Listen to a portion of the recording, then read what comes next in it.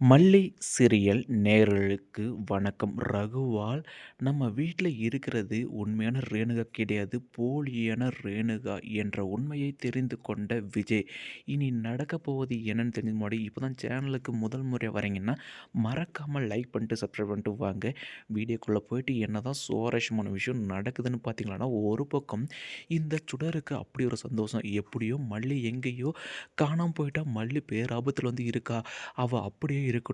அதாவது விஜயினுடைய கழுத்தில தாலி கட்டுற வரைக்கும் இந்த மல்லிய வந்துட்டு விஜய் கண்ல படாம இருக்கணும் கடவுளே! அப்படின்ட்டு இந்த போலியான ரேணுகா வென்றாங்க இல்லையா? அதாவது போலியான ரேணுகா இவளுக்கே கடவுள் பக்கபலமா இருக்கும்போது, நம்ம மல்லி ஒரு எறும்பு கூட துரோகம் வந்துட்டு இதுவரைக்கும் செஞ்சதே கிடையாது. இதுவரைக்கும் உண்மைக்கும், அன்புக்கும், பாசத்துக்கும் மட்டும் தான் நம்ம மல்லி அடிபணிஞ்சு போயிருக்காங்க இல்லையா?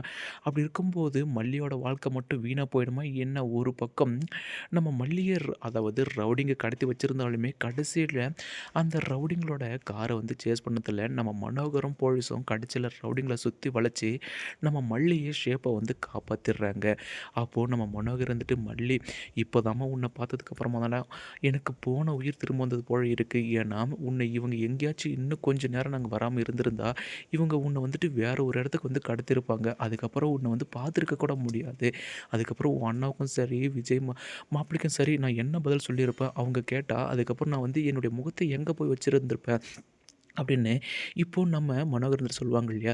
சரி விடுங்க அண்ணே அப்படின்ட்டு நம்ம மல்லி சொன்னது மட்டும் இல்லாம, இன்னொரு பக்கம் அந்த ரவுடிங்கள போலீஸ் வந்துட்டு கைது பண்ணிட்டு இருப்பாங்க இல்லையா? அப்படி இருந்தாலுமே நம்ம மல்லி இருந்துட்டு அவங்களுடைய கடமைக்கு ஏன்னா ஒரு பொண்ணுன்னு கூட பார்க்காம, அதாவது கடத்தி வச்சு சித்திரவதைலாம் பண்ணாங்க இல்லையா? ஏன்னா நம்ம மல்லி மட்டும் இல்ல, இதுக்கு முன்னாடியும் நிறைய பேர் சித்திரவதை பண்ணியிருக்காங்க இல்லையா? அப்படி இருக்கும்போது அவங்கள ஏதாச்சும் ஒண்ணு பண்ணியாகணுன்ட்டு இப்போ போலீஸ் கைது பண்ணியிருந்தாலுமே, நம்ம மல்லி இருந்துட்டு அவங்களுடைய கன்னத்திலேயே அடிச்சிடுறாங்க.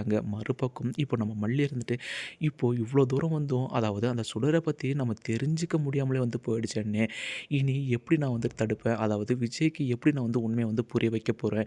அப்படி தெரியலையேன்ட்டு இப்போ நம்ம மல்லி ஒரு பக்கம் புலம்புறாங்க இல்லையா? ஆனா இன்னொரு பக்கமும் நம்ம ரகு எடுத்திருப்பாங்க இல்லையா முயற்சி. அதாவது இந்த சுடர் யார்? உண்மையிலேயே இவ சுடர் தானா? இல்ல இவளுக்கு பின்னாடி ஏதாச்சும் ஒரு பேக்ரவுண்ட் இருக்கா? அதாவது இவளுக்கும் கதிரேசனுக்கும் என்ன தொடர்பு இருக்கு?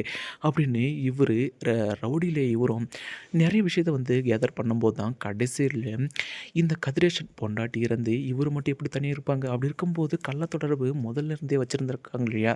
அப்போ பிறந்தவ தான் இந்த போலியான சுடர் அப்படின்ற ஒரு விஷயத்த இப்போ ரகு இருந்துட்டு கண்டுபிடிச்சிடுறாங்க இல்லையா? சரி இந்த விஷயத்த சுடருக்கு சொல்லுவோம் அப்படின்ட்டு தான் இப்போ ரகு கால் பண்ணும்போது கடைசியில இந்த சுடருடைய ஃபோனு தான் நம்ம விஜய் கையில இருக்கு இல்லையா? ஏன்னா விஜயோட ஃபோன தான் நிஷா இருந்துட்டு எடுத்துட்டு அப்படியே போயிட்டு இருப்பா.